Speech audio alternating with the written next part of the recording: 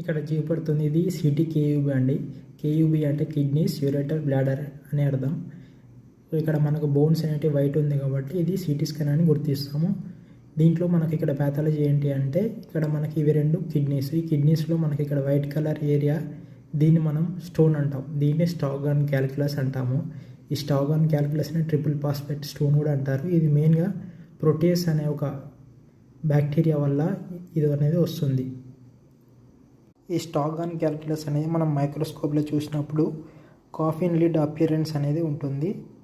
స్టాగ్హార్న్ calculus ఎలా form అవుతుందంటే మనకు యూరియా స్ప్లిట్టింగ్ మైక్రోబ్స్ లైక్ ప్రోటీస్ ఏం చేస్తుందంటే ఇది యూరియాని మనకు అమోనియా లాగా కన్వర్ట్ చేస్తుంది. లేటర్ మనకు మెగ్నీషియం అమోనియం సాల్ట్స్ అనేది ప్రెసిపిటేట్ అవుతుంది. దానివల్ల మనకు ఈ స్టూవైట్ స్టోన్స్ అనేది ఫామ్ అవుతాయి. రికరెంట్ స్టూవైట్ స్టోన్కి మనం అసిటోహైడ్రోక్సమిక్ యాసిడ్ అనేది మెడికల్ మేనేజ్మెంట్గా వాడవచ్చు.